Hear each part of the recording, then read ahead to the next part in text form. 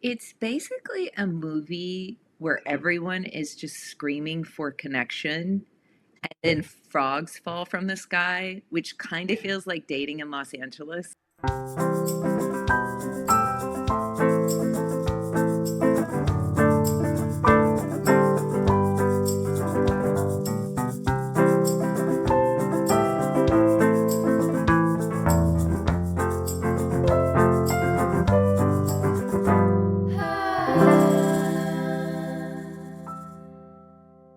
All right, well, audience, welcome back to Core Memory, a podcast about movies. I'm your host, Cortney Warner, and I'm so excited because this week we have photographer, filmmaker, actress, screenwriter, comedian, among many, many wonderful things, along with being a wonderful friend. Please welcome everyone, Heather Leroy. Yay! Hey. Well, Heather, thanks for being on the pod. How are you? What's going on? Dude, I'm so great. I got my dog here, Dolly. She's on the pod. Oh, I have oh, her with Dolly. me. I'm just in LA, man. I'm doing all the things. Yeah, you seem like you've been busy. You've had a lot going on, I feel like, from what I've seen, and it seems like it's been going pretty good. Yeah, I'm still figuring out the distribution aspect of my movie, so hopefully I have some news about that within the next month or two, which is very exciting. That is exciting. And audience, this is the first episode I've had where a filmmaker is on discussing movies. So this is really exciting to have someone who actually understands how hard it is to get anything made. Independently or not, and and I feel like especially with your favorite movie, I feel like that aligns more with an independent feeling. You know what I mean? Like as far as like movies that director makes. So I'm excited to talk to you about that and just get your insight on things. Let's get right into it. So Heather's first movie that she brought us that she remembers seeing is Pee Wee's Big Adventure, and for some for some stats, it came out in 1985, directed by Tim Burton. His first movie, actually, I learned, starring Paul Rubens, E.G. Daly, Mark Holton, and Diane Salinger. Heather, can you tell me about the first time you saw this movie? So it's all a bit of a blur because even when you asked me like my core memory, remember I was like, oh God, I think it was Poltergeist, but I actually had the trauma of Poltergeist 2 confused with Poltergeist 1. Mm-hmm. And then I was thinking about it, and this movie kind of radicalized me in my Yeah. life. I Mm-hmm. was only radicalized once, and it was by Pee Wee's Big Adventure, and I saw it on VHS at my grandmother's house on a dead end country road in Alabama. Wow. Yeah, the middle of nowhere, like literally a dead end country road in the middle of like, she lived like right at the foot of the mountains. Mm-hmm. I was getting my Pee Wee Herman dose. I love it. And then, so how did it impact you creatively at the time, and how did it radicalize you? I think as a kid, a lot of young girls had Barbie dream houses. Mm-hmm. And Pee Wee Herman, I mean, he created that character at the Groundlings. When I was Oh, adult, I learned that. Yeah, it was a Groundlings character, and he and Phil Hartman and all of these people were members of the Groundlings, and it was first an adult show that was mm-hmm. going to be at HBO, and he would take around clubs for adults, and then it became a kids show. Yeah. But when I first saw it, I think it was this like absurd. I mean, now I can say absurdism and surrealism, but it was so fun. It was Mm-hmm. so wacky and it was so over the top. I became a bit obsessed with him. Yeah. Like I would do his voice. I wanted the chair. I wanted Mm-hmm. like all of his things. So when I saw the movie, I just like I wanted a red bike. I would say the whole I'm a loner, a Yeah. Oh, rebel. yeah. Like I literally was like a young girl imitating Pee Wee Herman. Yeah. I love it. I guess I learned all of my adult social skills from Pee Wee, which probably explains fucking everything in my life. Yeah. Would you say that Pee Wee Herman inspired how you made your first film? And like, because there Well, isn't a lot of there's a lot. I can now see some parallels between the two. yeah. I think it definitely shaped my creativity because it was the first time that I watched something that it felt like ooh anything was possible and thinking big and like an adult in like a kid's world. There was something about that and God knows if I could have had puppets in my movie, I would have. You know Oh what I mean? yeah. But I crammed so much in there. There was only so much you could cram in there, but Yeah, he definitely influenced me. And I always feel like Pee-wee's Big Adventure is like a true crime documentary, but it's about a Yes. red bike and a guy in platform shoes going to find the victim. Yes. No, I agree. Like I rewatched it today, and it holds up. It's still really good, just because I feel like it's so whimsical and fun that I feel like that Mhm. that just feels kind of timeless too. You know, and it's obviously set in the 80s, made in the 80s, but at the same time, it feels like it could have came out this year and it still would have felt fresh. You know what I mean? So Phil Hartman actually came up with the idea. Did you know this? Because he watched a film from, I don't know if it's the 40s or 50s, this Italian neo-realism film called The Bicycle Thief. I saw that. I saw that that was one of the inspirations for the Yeah. movie. Yeah. So they took a classic and turned it into a modern classic with Yeah. absurdism and camp. And I don't, I'll forever love that movie. I got to watch it at the cemetery. Did you go to Cinespia when you were in town? I did. With me and MK and Paulina saw Adam's Family, which was really fun. Okay, so we went there right after Pee Wee, right after Paul Rubens passed, Mhm. and watched it on the bike. I got my picture taken on a bike. I sent it to some of my Oh. really old friends. They were like, "What is this? Like the equivalent of your engagement photo? Like you're literally on a bicycle." Oh, I love it's like your announcement. It's like, "Hello, I found the one." Save the date, baby. Yeah. Save the date. I found the bike. That should be your Christmas card this year, honestly. Holy shit. God, Courtney, you have so many good ideas. Oh, thank you. That would be really cute though, just say happy holidays. Happy holidays. I hope you find Large Marge. Yeah. That movie Uh, also felt like an acid trip, mhm. like watching it as a kid, just a completely different. I mean, I don't, you're pretty young. It's not like I'm 100 or anything, No, but God, no. did you have landlines and Mhm. all that? Yeah, I think, definitely on the tail end of that, but my parents are still so old-fashioned and so, like, I think the conservative religious aspect of them had kept them in the past, quite a bit, so, yeah, I had landlines, we had, like, a phone that had, like, the cord with it, but then we eventually got a cordless phone, so, yeah, all that stuff is, So, like, so stuff that you I yes. recognize. So when you have like no internet or cell phone and you're in the middle of nowhere and you see something like this, Mhm. it's like doing drugs for the first time. Like Oh, for me, yeah. like not knowing the word camp, but I'm like, throw. Of course, like a gay man raised me. Like it Yes. makes sense now. But all of that it felt. I can liken it to a bad acid trip I had for 3 days. But I Mhm. digress. That's what it felt like experiencing Pee Wee's Big Adventure for the first, and the music. I mean, Danny Oh, Elfman. yeah. That score, I think, definitely those sounds were kind of in my mind when I found my composer, even though it didn't sound at all like that, but that Right. kind of energy definitely. I can see that too. I can definitely see what you're talking about with that because I think that's probably early collaboration for Danny Elfman and Tim Burton as well, since it was Tim's first movie. So it's fun to see like you see like a beautiful collaboration start out together. You know what I mean? Because it felt Yes. you watch it and there's like, oh, there's definitely elements that Tim Burton carried on to his more classic stuff along with Danny Elfman's music. But the Pee Wee movie was just the beginning for them. So it's like, oh, you kind of can get a sense of it squeaking out there. But the energy, I think it's really just the energy that they had together with making that. I would agree. So Had you seen Pee Wee's Big Adventure before? I'd seen not as a kid. I was definitely not allowed to watch anything Pee Wee Herman as a kid because my parents thought he was a pedophile, and so I mean, I'm being real. That's why so they were like, "You can't watch anything that that pedophile does," and so Oh my God. and I'm like, "Whatever." And so, but like later on, like when I was like a teenager, I kind of stumbled upon watching the TV show and then the movies. Because I got really into Tim Burton when I was like a teenager, and my parents couldn't control me as much anymore. So I was just kind of going down the rabbit hole of everything Tim Burton had made up until that point, and Pee Wee's Big Adventure Oh. was on that list, and then the TV show, and then Big Top Pee Wee, and all those other movies that he made. Big Top Pee Wee has one of the longest romantic kisses. Did you because you had that on your podcast, right? I Someone had Big did. Top. Yeah, my friend Kristen did it. That was her first movie. Did you know that whole ordeal about that kiss? No.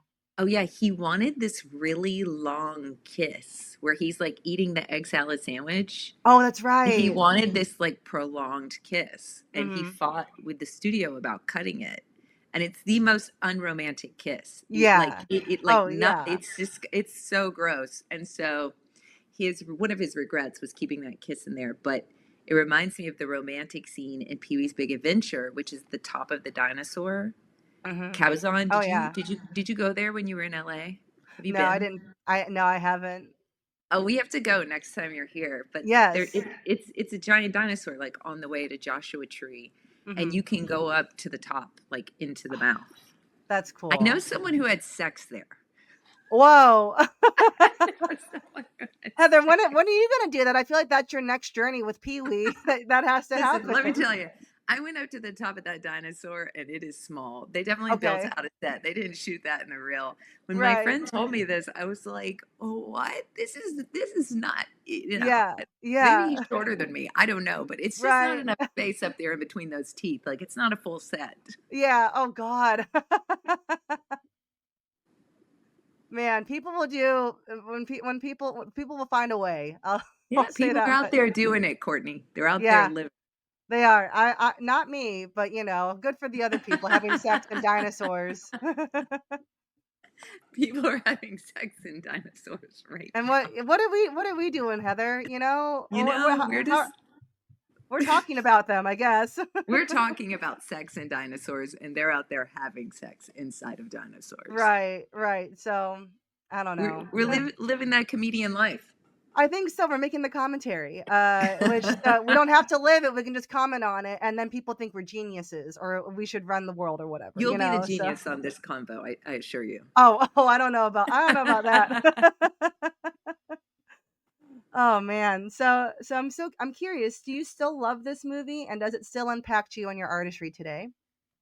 Yeah, so when I saw it in the sold out theater, like right after Paul Rubens died, it definitely made me emotional because it's so pure, Hmm. and it always takes me back. Like when I think of something wholesome in my life, it always goes back to that. I had a bit Yeah. of a crazy childhood, so that was like pure and wholesome and fun and escapism. And I think I try to bring an element of that weird, absurdist to the things that I make today. My goal is just bring more absurdity, more of that joy into my life. Yeah. Yeah. I love that. And Yeah. I think that you do a good job of that just as a human being. I see the way you move through the world and stuff, and you're always very like joyful, and but it's very real, but like but you're not like fake joyful. I mean, I So did make a movie called My Best Friend Depression, I so was I gonna feel say, like but it's funny. It's a funny movie. yeah, So you know, you have to know the dark to be able to appreciate the light. You know, agreed. you got to be able to know both of those. So Yeah. that's what I'm out here doing, Courtney. I feel you. I feel you. It's rewatching these Pee Wee movies kind of recently, Big Top and then Big Adventure. It's so funny that he like is like this ladies' man, but he has no interest in them, and it's so. I'm just like, and what we must be in an alternate universe is what woman is like? Yeah, I have the hots for this man. You know what I mean? Is this where my core? Did we just work out where my core unavailable man attraction started? Oh Oh, my so God, you Court! so you Oh my okay, God, Courtney! so Pee Wee's your type. Okay, gotcha. A loner, a rebel. Yeah, you don't I wanna get am messed up with a attracted to guy Pee like Wee, and me. yet I am Pee Wee. I think it's like, be the fuck boy you wanna see in the world, you know what I mean? If you can't if you can't beat it, become him, so that's what I've learned. I don't think anyone's ever described Pee Wee Herman as a fuck boy, but, Listen, mind fuck. He's a mind fuck boy. he is because yeah, even in Big Top Pee Wee, he had the 2 women, he had his fiancée who wasn't I don't think she was even the same girl in the first movie, I think it was a different lady, and then the circus performer, and I'm just like, how is he getting these how is it because he makes himself unavailable? And that's what I wanna understand, it's like women are like, "Oh, I can't have you," and you're kinda weird. He's a rebel. He's on the run. You can't pin him down. You can't figure him out. He doesn't want you because he's not attracted to you, which seems Yeah. like mystery, but it's actually he's gay. Yeah, exactly. He's very, very gay. It's a tale as old as time, Courtney. Oh, It's a I tale know. as old as time. Oh my god, don't I know it. I mean, Jonathan Bailey was just named Sexiest Man Alive by People magazine, and boy, is that not. I mean, they got it right for once, but I'm like, what did men do to deserve him, you know? I mean, what did they do? Not much. No, I don't think so. I don't think they did much to deserve to deserve Jonathan Bailey. Even my dog is perplexed. She's just like, "Why?" But I love that you also have a little dog, like how Pee-wee had, oh my god, what's the dog's name? Spike? Spark? Spike. Spike, Gotta get yeah. Spike. Yes. Oh, I love that you even have a little dog like him. You know, I Very didn't think cute. about that, but maybe I am just becoming Pee Wee Herman, Courtney. I Maybe that think so. explains everything. I'll Venmo you for this therapy session. Oh, please do, yeah. I feel like these episodes do tend to veer on, like, people being like, "I didn't even think about it that way," and I'm like, Let me "That's get why on the we're here." couch. Yeah, Let where I me just get lay on the down. couch. So how does that make you feel? Well, it makes me feel. I love doing this show just because we get to talk about this kind of stuff, you know? I think movies are a great way to understand yourself even if you don't know how to articulate who you are or how you feel. I think film is a great way to express that, you know? Cuz How's your movie coming along? movies come along all right. It's definitely like I have like my 3 to 5 year plan made up cuz I have a career advisor I've been working with. She's also a friend of mine, so she's Wow, I awesome. love that. Thank Send you. me her So info. oh my god, yes, I will. She'll make you a whole little flow chart and spreadsheet on like here's what you gotta work on in the short term, the long term, and then like yeah, Oh, her name's Leah Light. She's one of my best friends. We met at Trader Joe's, giving her some free ad. Maybe her consultant consultant agency can sponsor this podcast now. But yeah, she's awesome. She gave me yeah. So the movie's in the 3 to 5 year plan. So I have like a gotta get my stand-up special out that I just recorded this past year. I have a one-woman show that I'm working on, and then I want to get the movie out. But also, basically, the way I built it. Sorry, this is also not part of the movie, but I think this is like kind of a no, cool thing that we've. it's all part of it. Yes. So what I'm the way I kind of look at it is stand-up is like the backbone or like the trunk of the tree, and then everything else, like my movie, one-woman show. I have a book that I want to write. All these things are kind of off branches, but like I'll do stand up probably forever, but it won't be always my main focus at some point. But Hmm. it'll at least it gives people context so that I can maybe package myself as a holistic artist versus like I'm gonna go work for this person and get into making films that way versus I can just make my own things and hopefully get funding through my own just through my own like backlog of other stuff I've made. So that's the plan. Well, Courtney, I did stand up for 9 years, and I did two one-woman shows, and I wrote a movie. So That's I'm the okay. trajectory. That like Yeah. you're that's literally the trajectory. Well, my ninth year of stand up is gonna be in January. I'm hitting my ninth anniversary soon. That's crazy. Dude, that was it because I've been I've been thinking about doing stand up again, but it once you're a comic, Yes. you're always a comic. Like Yeah, that agreed. doesn't and that's your storytelling. Like that is Mhm. the backbone of who you are and your POV and how you see things. Yeah. That's always who you are, even if you I did a clown show like a Oh, week ago. clown is fun, really Oh fun. my God, with Chad Diamani, I Oh, took hell him. yeah. Oh, he is an absolute genius. It was so fun. And I just wanted to mix things up just to get me back into the being okay with humiliation zone. Mhm. Yeah. Just putting my face on the hot stove. Oh, yeah. And it was so much fun. It was so much fun. So Yeah. once a comic, always a comic. Once a clown, always a clown. And Oh, I yeah. think you put out so much great stuff. Like Oh, I don't thank even know you. how you do all of it. I mean, you always have something you're working on. Oh, thank you. I appreciate you saying that as I'm like as we're recording tonight, I'm getting over a sinus infection and the flu that I got. Just I think 'cause I Small went to the price to pay for being brilliant, Courtney. I don't I think it's just being an idiot and not taking a break, you know? It's just one of those it's one of those things too where it's like, I tell this to my other friends and stuff too, where I feel like for the first 20 years of my life, I couldn't express myself fully because I was like living under my parents' roof until I moved out and my homeschooled, and college was like a we kind of not that normal of an experience. I lived at home and I commuted, and everything was so controlled by them. And then finally, when I got out and was able to start figuring out who I am and what I wanted to do, it's like, oh, I don't want to ever stop. I'm making up for lost time. You know what I mean? So maybe that's what it is. But also, I'm thankful that I'm everything that I'm doing. I pretty much, for the most part, and I don't enjoy doing housework, but I like everything else that I do. You know what I You know mean? what? I hate Yeah, housework. I hate it.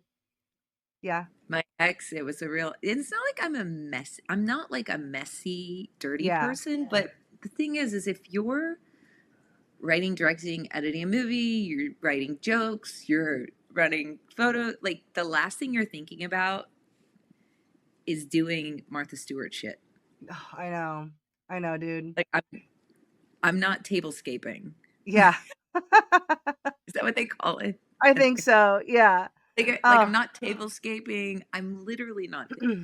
I've always lived a bit utilitarian as an artist, and I try to Mhm. be less like that. But it's just my space is always just serving the thing I'm making. So I feel housework you. is I'm I do it, but it's not my favorite. Dude, same. Like, I mean, it's also because 'cause I've been sick, but my house is a mess right now, and it's like, and I don't think I'm super messy, so it is kinda bothering me, but it's also like, I don't know, even when I'm, like, physically healthy, I'm like, it's just another inconvenience, you know what I mean? When I could be doing anything It's else more or work. resting. It's Yeah. more work. It's just more work, and it's like, I try to be I was raised to be very domesticated. I was like, super soldier, but for trad wives. I feel like being homeschooled. Same, You know same. what I mean? Being raised in the South, you get it. So Yeah, it's we're like rebelling. We're yeah. rebelling. I'm like, Yeah, so you want we me to do what? I'll cook it on Thanksgiving. exactly, yeah, or, we'll order it in. I don't really give a shit. Because like, I think that we probably have the skill sets to be able to do all these things, but and, like, I just don't I'm just like, "God, I don't really wanna use them right now," you know? We all have the skill set, Courtney. I think it's just where on the list of Ugh, priorities is it yeah. falling? Not very high, like, Not very high. I have a lot of girlfriends who are, like, very into baking and all that stuff and, like, being very, like, because like, and I love that for them, and I try to get into it. I make stuff from time to time, but it's like, I'm like, "How do you guys find the energy or the time to do this?" But they also don't do what we're doing, and I don't think that's a Yeah. good or a bad thing. I think it's just how they Yeah. live their life, and I wish I could do that stuff, but it's like, it just there's no time, you know? Hold on. I was just baking a pie before I jumped on the pod. Oh my Just god. Are kidding. you I'm okay, just okay, I was kidding. like, I "Oh, didn't fuck bake a pie. you." I didn't make a fucking pie. I mean, I would for the right Yeah. person, but Oh, same. not just for myself. Like, I don't like just for someone if I'm trying to impress them, I Yeah. might break out the Alabama cooking skills Yeah. or bake your pie, but in general, not for me. It's not pleasurable. Right. Just like in Pee-wee's Big Top where his fiancée makes him the egg salad sandwich. Okay, there you go. Yeah. And Pee Wee's Playhouse where he's got that fancy breakfast and it's in a Yes. smiley face Yes. All the and he's eating pancakes the on the bacon. ceiling. Yeah. Da, da, da, da, da, Uh, da. Like he's yeah. doing that whole thing. Oh, do you want cereal, Mr. Pancake? Yeah. There's always a way to tie it back in together. But food is a big part of the Pee-wee movies, I feel like, Food is very, Food is very fun. it is fun. Well, I was thinking about it, and I should look up the date, but watching Pee-wee's Big Adventure today and watching all the mechanics that he had for his breakfast, it reminded me a lot of the Rick Moranis movie Honey, I Shrunk the Kids and then Honey, I Shrunk Yes. Ourselves, which also came out Yes. around that same time with like the mechanics and getting the mail and all that stuff. Actually, let me just look up what year Honey, I Shrunk the Kids came out. Oh, it came out 4 years after Pee-wee's Big Adventure. So, I think Wow. Disney might have been a little bit inspired by that I because that is think it very. And then you also have you have that the Honey I Shrunk the Kids and Ourselves, and then Flubber, the Robin Williams movie, also had a similar opening as well. I remember of like him, like yeah, with always with the breakfast, always more efficient, getting the bow tie on. So Disney ripped off Pee Wee big time for like 5-6 years. I mean, he's the inspo. He He radicalized. is he man he I it's so interesting. Radicalized by Pee Wee Herman. That should be your memoir. You go, a single woman in Los Angeles radicalized by But Paul Rubens on a farm. Alabama. That would be that I would read that. And Actresses Were Friends. That sounds awesome. Yeah. Yeah. Yeah. That's my memoir. So, so are you ready to move on to your favorite movie? Oh my God, my favorite movie. I'm so My excited favorite movie. because this one's a banger. I mean, they're all good, but this one's just like one of the best ever made. Everyone, Heather's second movie is Magnolia. Came out in 1999, written and directed by Paul Thomas Anderson, and starring an absolutely stacked cast of Tom Cruise, Julianne Moore, Philip Seymour Hoffman, John C. Riley, among so many other people. Those are just the top ones that came up when you Google it, but absolutely phenomenal movie, an epic. It's over 3 hours long, but yeah, it's not remotely boring at any single point in time. And I think that's one of PTA's greatest talents as a filmmaker. So Heather, why is this your favorite? It's basically a movie where everyone is just screaming for connection, Hmm. and then frogs fall from the sky, which Yeah. kind of feels like dating in Los Angeles. It's like, and it's like 3 hours of people having nervous breakdowns, and Tom Cruise like screaming about masculinity, and Julianne Moore's like having a nervous breakdown in a pharmacy, and uh, Yes. uh, that's like my current take on it. But when I first watched this film, I was much younger, and I did not have this language available to me. Yeah.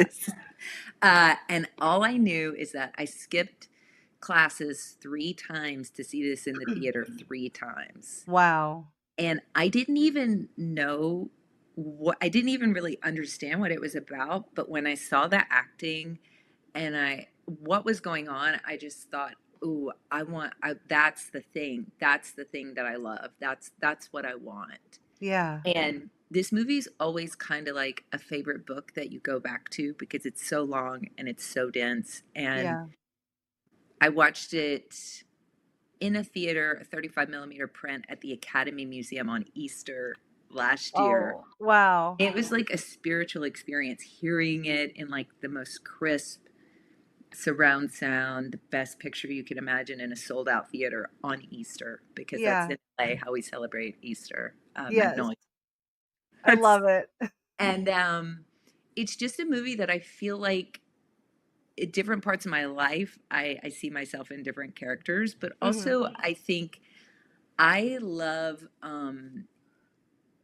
when a director, writer, director really shows this certain type of intimacy with characters on the screen, like Hmm. emotional intimacy. And I feel like this is the film. Yeah. And Tom Cruise plays a misogynist motivational speaker whose slogan is respect the cock and tame the cunt. And somehow this is his most vulnerable role. Yeah. Isn't that His crazy? best role. This is Yeah. like, I stand by it. This is Tom Cruise's best role. Yeah, I thought that too, because I know there's always arguments being made for like Eyes Wide Shut, or Vanilla Sky or like whatever, but like after because I haven't seen Magnolia in like over a decade probably at this point. Yes. It's been a long time, but like rewatching it for this episode, I hated him. I was disgusted by him, but I was also like, oh, I can see right through him though, what? Because of the vulnerability that was there. It's insane, and like it's also crazy that that was part of a movie that came out in 1999, and his character is so relevant today and like everything going on. Watching that just watching him made me kind of sick, thinking like, oh, this is unfortunately how these young men are being radicalized today to the manosphere, but also like, yeah, it's like he's lonely, he wants connection, and so he's like, this is how I'm gonna get it. And I didn't get any free handouts because I worked my way up from the whatever. And it's like, no, you're a sad little man.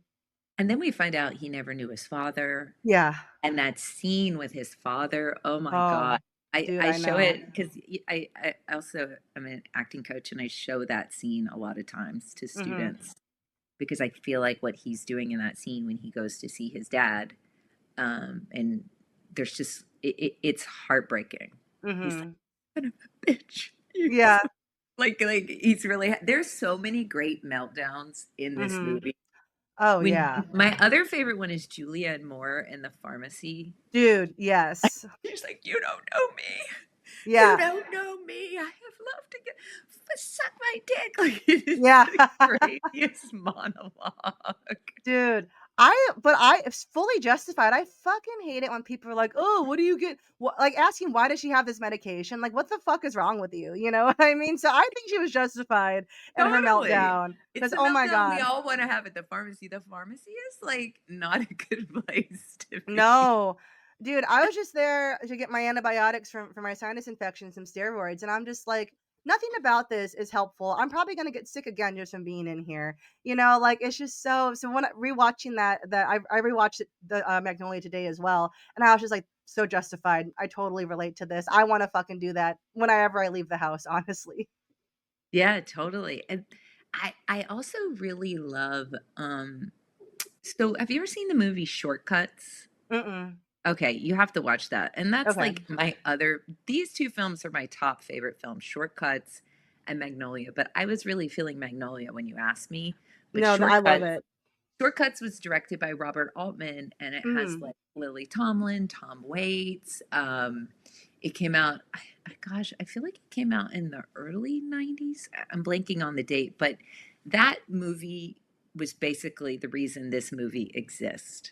Oh, Yeah, okay. but Robert Altman took a bunch of Raymond Chandler stories and turned it into a multi-protagonist, screenplay about people in LA, and it deals with loneliness and complicated characters, and so that is like the godfather to this film. Yeah. Oh, I love that. And Yeah, yeah, yeah, that's the film before this. So if you like this film, I recommend watching Shortcuts. hell yeah, I just wrote that down. I need to watch more Robert Altman. I haven't seen a whole lot of his stuff, and I think he's very fascinating just as a director and as a person. So definitely need to watch more of his stuff. But He's definitely a big influence. He was a big influence in my movie and how I shot it for sure. oh yeah. Oh yeah, I can see from what I've seen of his, I can definitely see that too. Yeah, I have a lot of one takes and I like the kind of cacophony of people speaking over each other. Yeah. So my sound guy got really pissed off because I would be like, one scene we had like 6 lav mics and the tea party scene. I don't know if you Oh yeah, remember. yeah. Like, yeah, and I was like, I'm just trying to have a Robert Altman scene. He's like, Heather, you have to get this individual sound first, okay? Like, don't talk. They did it in post. I'm like, come Yeah. on, give it to me.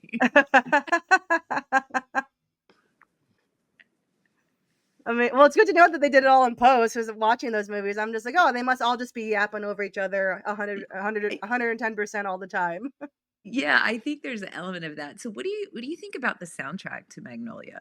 I think it's great. I thought it once I didn't realize it was by that one musician. Oh my Amy god, Mann? Amy Mann. Yeah, and she did a couple of songs for the movie. But like from what I was reading up about it, is that the whole movie was kind of based on her music, or like very much inspired by her music, along with like you mentioned, Robert Altman, as well. So I thought that was really interesting that Paul Thomas Anderson was just like, I'm gonna make a movie based on vibes, and we'll just go from there. You know? I think so apparently the song Save Me, Hmm. which oh it's such a this was like it 90s girl breakup and I'm sure guy too, but like 90s teen girl breakup record, listening to all this Amy Mann music and she wrote Save Me allegedly about Dave Foley from Kids in the Hall. Whoa. So I what is can't it? Okay, so we have that, and then we have Alanis Morissette, and You Ought to Know with Dave Coulier. What the fuck? is with What? Dave's. Yeah, yeah. Are with like weird looking comedians. Like, what is going on?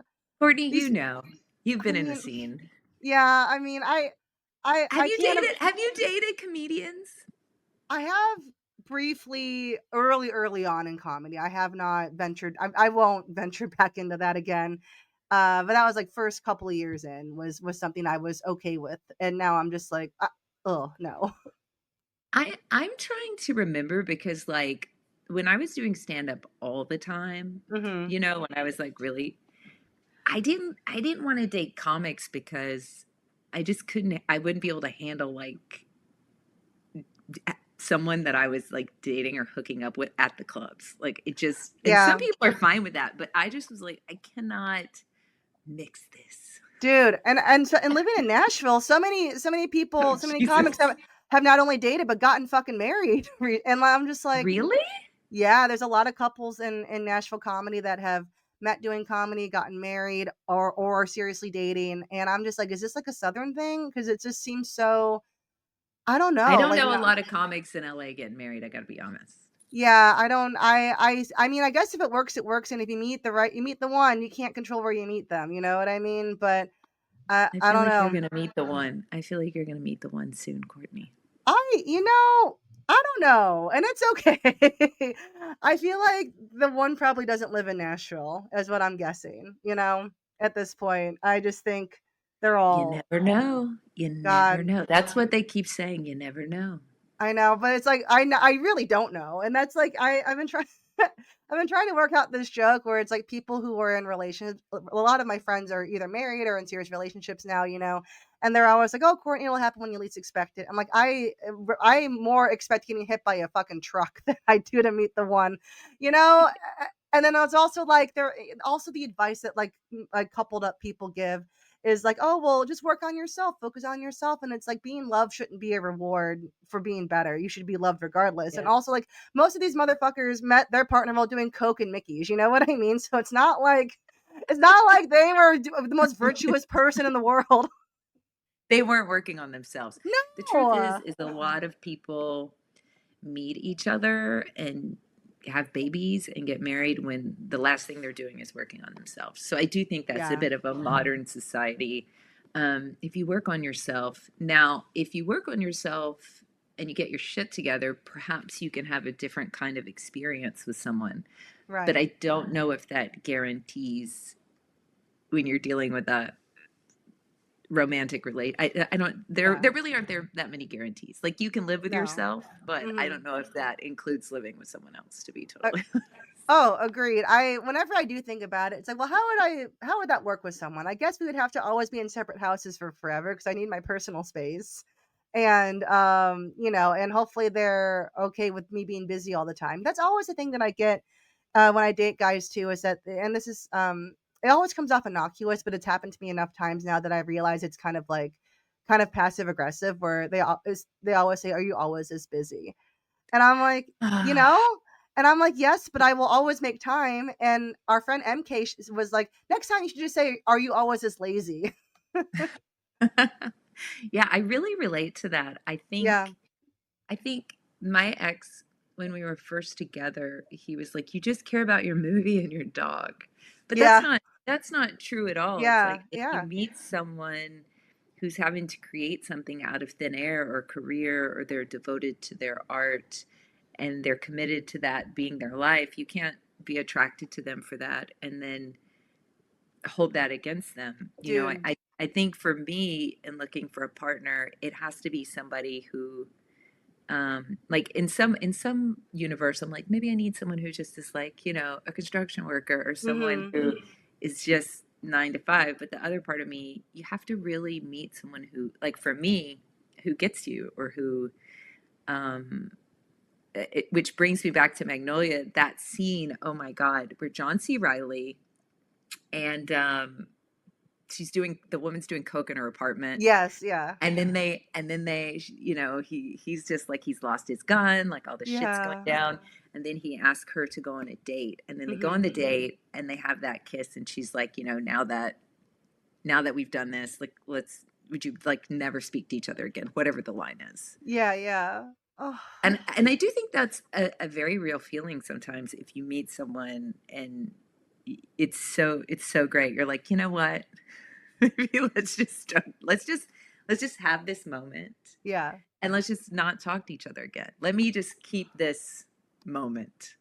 Oh, right, dude. You know what I'm talking about. I for sure do. I totally get it. And yeah, and like that watching that scene was so heartbreaking for John C. Riley. He's just like, I don't understand. He's like, I thought it was fate that I like busted into her house, and if I didn't bust into her house, I wouldn't have met her, and so I'm gonna treat her so like he's in his car like He's like praying. praying to the Yeah, he's like, crucifix, and she's yeah, like blowing coke, like doing yeah, rails of coke, and like, yeah.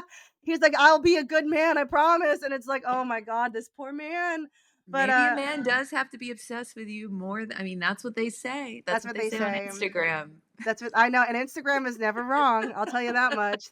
Instagram therapy has never steered me wrong once, even though my therapist told me to quit using that for for advice. Lord. But yeah, John C. Riley in this movie, I loved him. He was kind of Ugh, unrecognizable to me at first because, like, just yeah. his whole look. It took me a minute to be like, wait a minute, that's John C. Riley, right? And I know him and PTA have had a long-standing collaboration over the years too, which I love that they work together a lot. He just broke my heart. He just made me so sad. You He know? was so sincere and Yes. honest. He was playing this from such an honest and vulnerable place. Yeah. It just everything happening to him, just, the circumstances around him just, oh, it was like a knife in the heart. I But know. I feel like PTA does this really good job of, um, showing people's loneliness and their brokenness and their the want to connect, but they're all connecting in their own broken way, you know? Mhm. Did you see One Battle After Another? I haven't yet. It's been on Okay. my list. I'm so mad. I I am mean, like you're dying to running see a it. movie pod, so listen, you're backlogged. But Yeah, a little bit. I will say that that film felt like he had to become a girl dad Mhm. to make that film Interesting. because of how that film ends, and I won't say anything else. Yeah. Like if you see Magnolia that he made when he was 28, is Yeah. that he made it? I I And think then so, you yeah. see this film that he made in his 50s, Mhm. which is very the father-daughter relationship is very a specific kind of relationship. He's kind of come full circle to heal his Magnolia, I feel, from that film. Oh, that's amazing. I love hearing that. And I love that he's still with Maya Rudolph. I think that's awesome. That's a power couple in my mind, you know what I Power mean? couple, right? And you don't they talk about each other and they make appearances together, but they're not like in your face about it. It's like, "Oh no, Yeah. she's one of the funniest people alive. He's one of the best filmmakers alive. Why wouldn't they be together?" You know what I Sounds mean? like love to me. I mean, Yeah. who doesn't want a funny woman? I mean, Uh, Courtney, come all on. That's all I'm saying. I don't know what these idiots are out here doing. These fucking idiots don't understand, but I It's don't a know. complicated time. I think everyone is has a different radio frequency, Yeah. and I just don't think I don't even know if we're all speaking the same language. Like we're all speaking English, but the Right. subtext is just all over the place. Are you familiar with Cassavetes' work? Any of his movies? Yeah, yeah, like, what was it, Opening Night and, Woman Under the Influence. Yes. Yeah, love all those movies.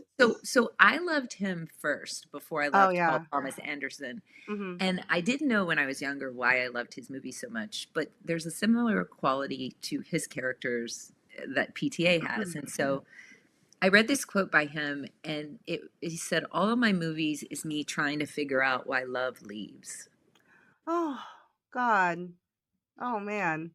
And Wow. it's just like that really hits, right? Because I Yeah. feel like as an artist or storyteller, like that's also a theme. Like, I mean, Yeah.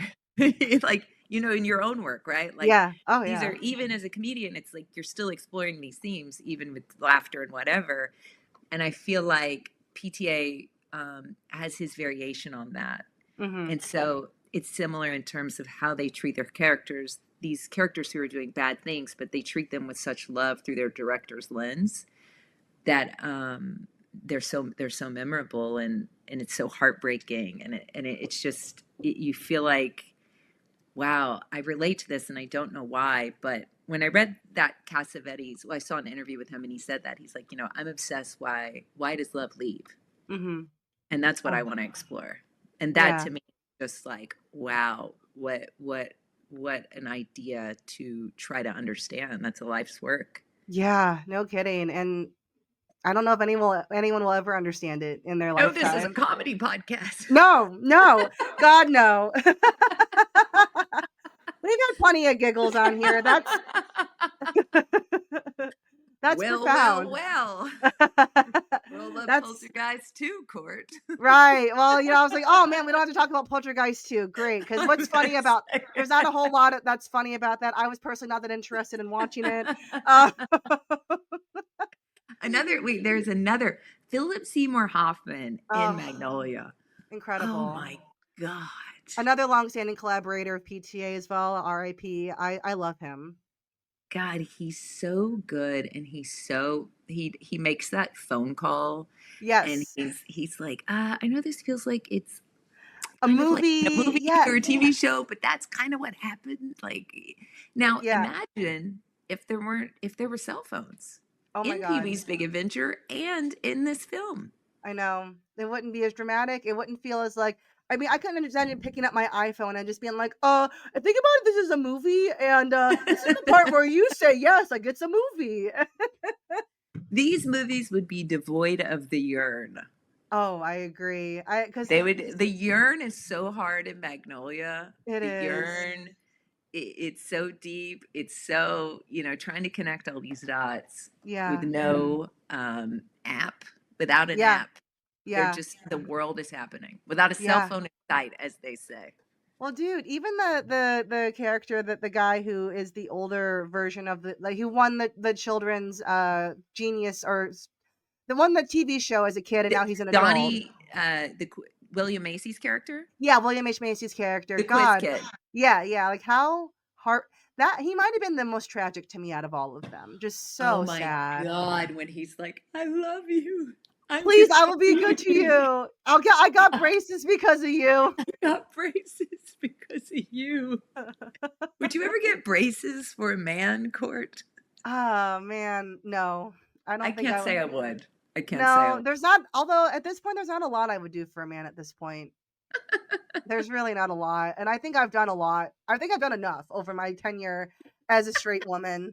I think 32 years 2 years old, I think I've done enough. They're not getting the well is dry, you know? You're an old soul. God, I can't believe you're only 32. You always feel like an old soul. I remember the first time I saw you doing stand up, and I was Mhm. like, wow, she's really got such a strong POV. Like, your POV Oh, was so thank you. strong in it. I just feel like you really know who you are, and that's always so fun to watch. Oh, thank you. I appreciate you saying that. I feel like it's hard out here sometimes because I think that I know what's funny or know what works, but then I see what's doing well, in mainstream comedy or whatever, and it's like, well, that's not anything that I want to do. You know what I mean? So it's be kind of so I appreciate you saying that. People don't really know, right? Like, one time Yeah. I was opening for someone. I was living in LA, and I was featuring for someone in Atlanta, but like not at the really cool Atlanta Comedy Club, but the other one, the Punchline. Oh yeah. Not at like the laugh. I was gonna say, is it the punchline? Yeah, yeah. Wait. So I was featuring. I was supposed to be featuring for this guy, and then the club owner was like, some guy who had just won America's Funniest. What was that, Last Comic Standing? Oh yeah, Some last comic guy who had standing. just won. She was like, he's in town. And so now we're going to have you be the host or something. And I was kind of pissed off about it because I had just flown from LA Yeah. and da da da. And so I basically like came out as a character and introduced myself because Hmm. I still wanted to introduce myself. This was like so long ago. This was like Yeah. 15 years ago or something. Anyway, so this woman took me aside, and she was like, you really need to try to be like everyone. Like, you need to really look at, like, talk about relationships, and Oh nobody wants to no. hear about recessions and depressions. And she was like, you need to look at like the Chelsea Handlers and Whitney Cummings, and they're very Yeah. funny women, Ooh. but Yeah. that at the time was like the mainstream, and I was just like, Right. yeah, that's not That's you. not The lady at you. the punchlines telling me this, like, Right. was like, you're so edgy. I'm like, why? Because I did a voice to introduce myself. Right. Edgy. God.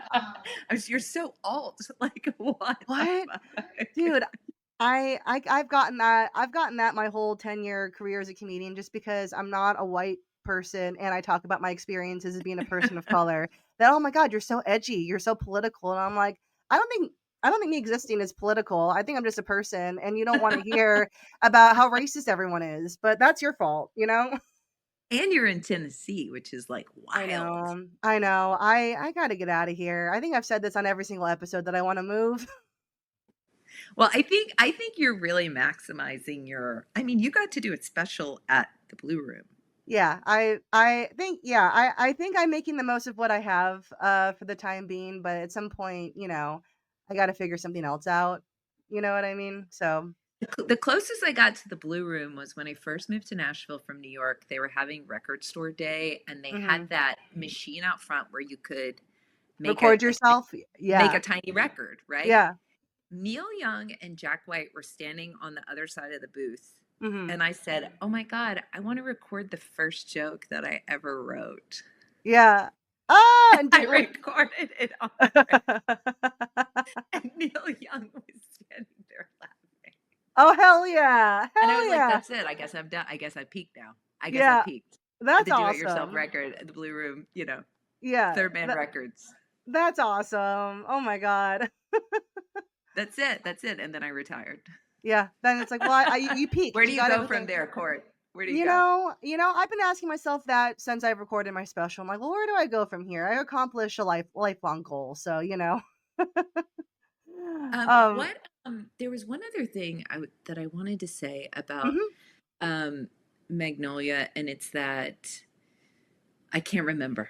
It's I can't okay. remember what it was. I have a few more questions for you though, so maybe it'll Okay, please. jog your. So Yeah. I know you already kind of mentioned this earlier how you saw this movie 3 times in theaters, but can you remember the very first time you saw this movie and like why it blew you away? I think I think it like the first time I saw it, I had just never seen anything like this before. Yeah. And I'm just so obsessed. Like I'd been obsessed with John Cassavetes because I was a film student. I was a Mhm. film major, and I was obsessed with that. But then seeing this and the music and the camera movements, I was like, I oh my god, know. this is like a full sense, like every sensory experience, like everything. When I saw One Battle After Another, I had to Mhm. smoke for 2 days. I was like, I need to smoke a cigarette. Like I was Yeah. edging. Like I was like, I need to smoke a damn cigarette. Like what just happened to me? Like Yeah. I need some kind of release here. Like this movie was the first film where I was like, oh, because I was never like a big action movie person. It was Mhm. always about, you know, emotional, complicated, fucked up relationships. Right. I just felt Oh yeah. like I saw things that I knew, Mhm. and it got me very excited to be I was like, I want to do that. So I think that and the performances, all of it just got me. Yeah. Oh, I love that. And I get you because first time I remember seeing it too, I'm like, what is this? You know what I mean? Because it's like also I know PTA was pretty young in his film career at that point too. I think he had done like Heart Eight, maybe he had done something else, a few other things before then. But like I feel like Boogie Magnolia, Nights. I Boogie think, Nights, yeah. yeah. Boogie Nights, Heart Eight. I think those had all been kind of earlier on, but like, yeah, Magnolia, because both of those feel like kind of like straight through line of like, here's a plot. We're following these 2 3 characters, through the whole movie. And then you see Magnolia, and it's like you're following like 15 people, and there is no plot really. It's just them exploring. Let, let, let, let me ask Yeah, you a question. yeah, yeah, What were you? I mean, you're not that much older than PTA when he made Magnolia. yeah. What were you doing at 28? It was still COVID, and what was I? Yeah, so not a lot. I was doing stand up on Zoom and Love it. working at Trader Joe's, but I was about to get my current office like desk job that I have. So, yeah, I think I was just trying to make comedy happen when the world didn't want it to happen. I love that. I mean, I, you were doing your thing, right? I Trying just think, to, yeah, yeah. I mean, I just think about. I go, God, that guy made that movie at 28. dude. What am I doing? Like, I remember when I was making my movie, going, Paul Thomas Anderson was 28 when he made Hmm. Magnolia. What are you doing, Heather? Yeah, dude, I But I know. pushed through anyway. But I pushed through anyway. But he had a studio. I mean, his movies are very much more on the indie side, lower budget, Yes. but like he definitely had a studio backing him on everything Oh, that he's made. So it's not like he was breaking off $125,000 movie in Nashville no, tonight. Like he right, wasn't he right. wasn't running around like doing his own reshoots that he was acting Oh, 100%. No, and he doesn't act in any of his movies, so he was fine. He in. was set up. I feel like it's He hard. was advanced. His dad was Yeah, a famous person. I was gonna say I feel like the nepotism helps. Definitely But that but definitely when, helps a when lot. you're nepo and you're good, I'm not mad about it.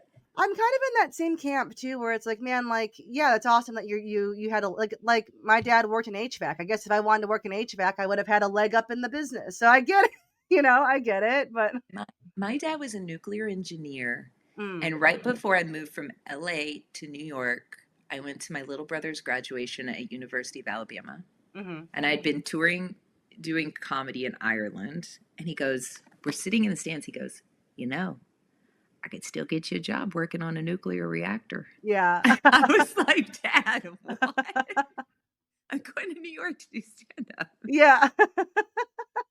Hey, nepotism, you turned it down. Nepotism, that was my in, and I Yeah. shut it down. Yeah, you're like, "No, I'm gonna work for this, I'm gonna work for this on my I'm like, own." I'm gonna work this. So I think we all have we all could benefit from that in some way or another, I guess. But oh, and then so what correlations do you see between Pee-wee's Big Adventure and Magnolia, if any? I think we discussed a little bit the landlines, but like what else do you think might be a correlation there? I think I actually had an idea about that. I think Mhm. they're both emotional roller coasters. Yeah, And in some ways, literally. like there's innocence. In Pee Wee's Big Adventure, there's all this innocence and magical realism, you know. And then in Magnolia, there's magical realism with the frogs and lost innocence, you Yes. know. Whereas being a child, being a grown ass child in Pee Wee's Big Adventure is kind of the, I don't know what the word is I'm looking for here. That's how he's existing in the world. But Mhm. in Magnolia, it's like the parents, you know, have done these things. So I think there's something about the magical realism of both of them, and something with innocence and lost innocence in one. Um, Also, just it kind of says a lot about me that these are my two Yeah. favorite movies.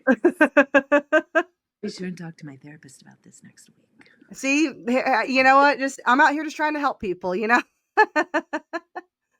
Well, you can't help the first movie you remember seeing. So that one you can't really fault Yeah, people for that, yeah. I mean, you I know? love it. I'm a Pee Wee stan, And like full Pee-wee on.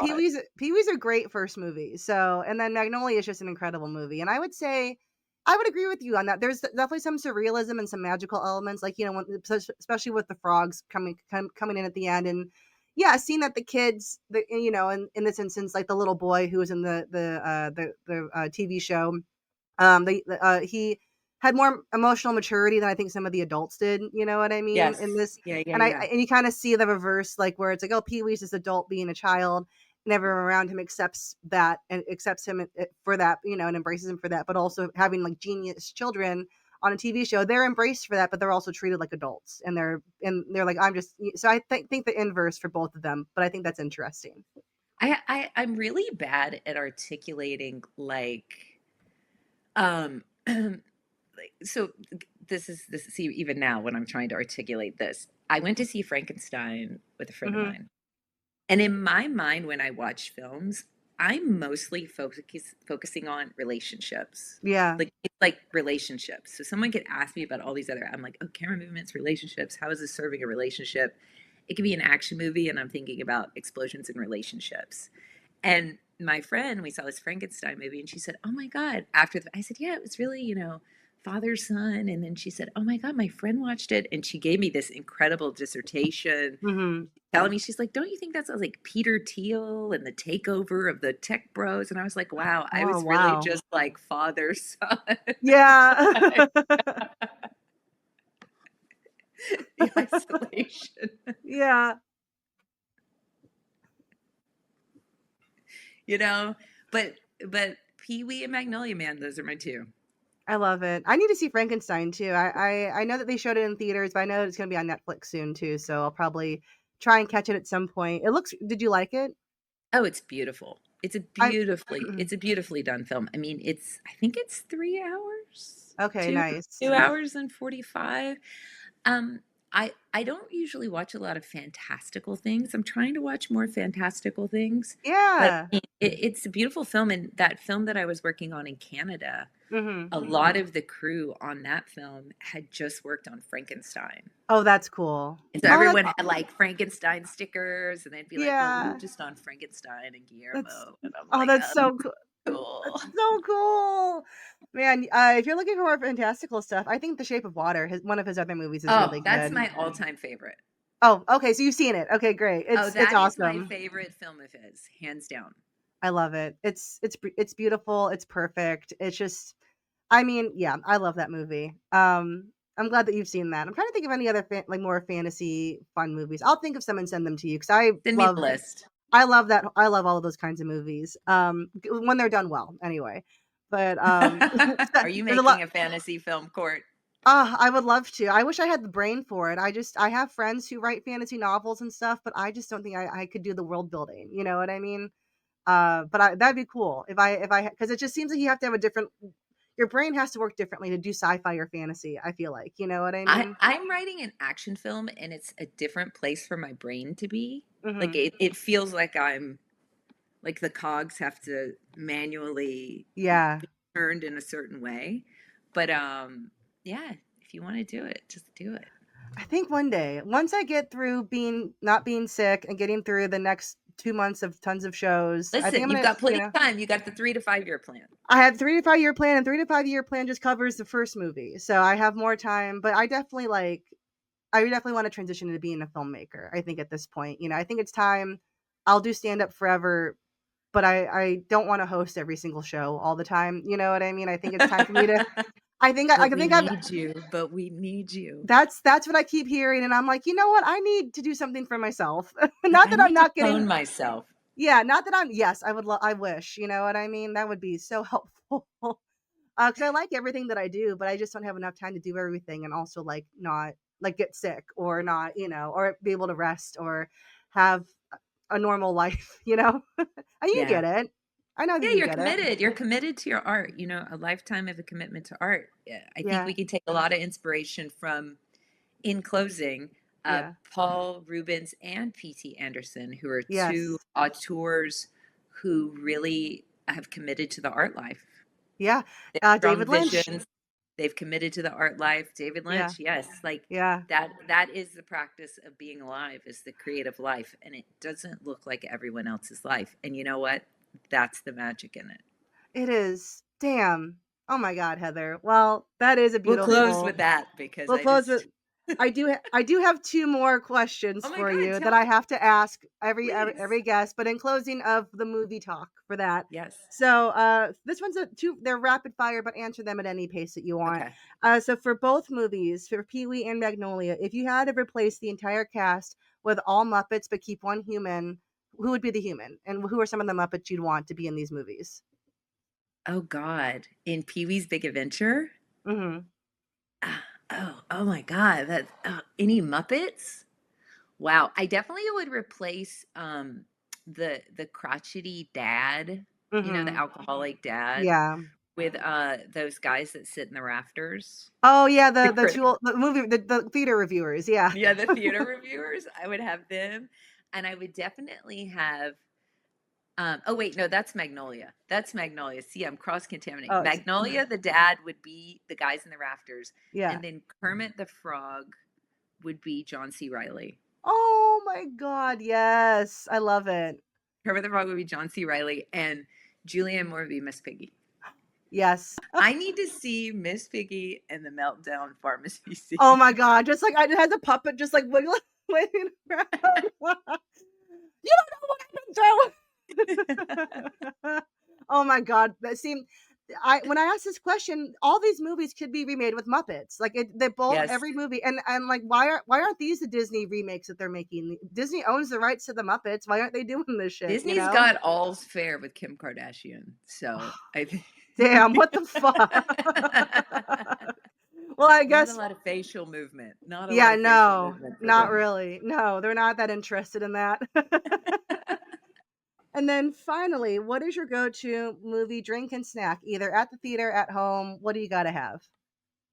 See, I go to so many movies in LA that Hmm. there was one week where I went to 4 movies between the Oh, New Bev, the Vista, yes, the and Vista. I consume so much popcorn Hmm. and Raisinets Oh, that I dump it in, yeah, and like there was one week where I'd eaten so much I was like, Heather, you have to quit.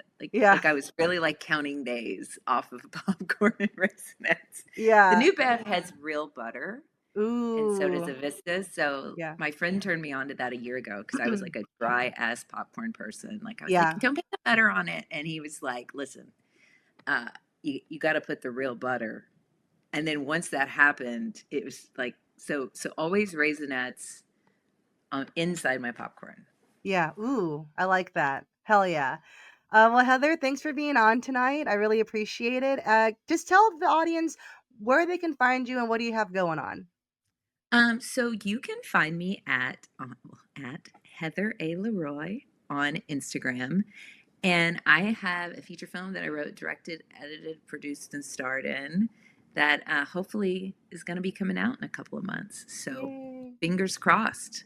Thanks for having me on here, Courtney. I'm such a big fan of yours. Oh, I'm such a big fan of yours. I'm glad we were able to do this. This was so much fun. Thank you so much for being on. And audience, thanks for listening. And we'll see you next week.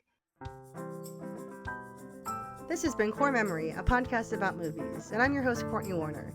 Thank you so much for listening to today's episode. Please feel free to like and subscribe on anywhere that you get your podcasts. Would absolutely love the support on there.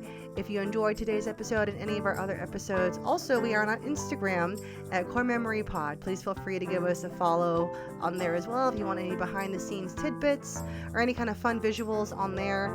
And again, thank you for listening, and we hope that you'll listen again soon.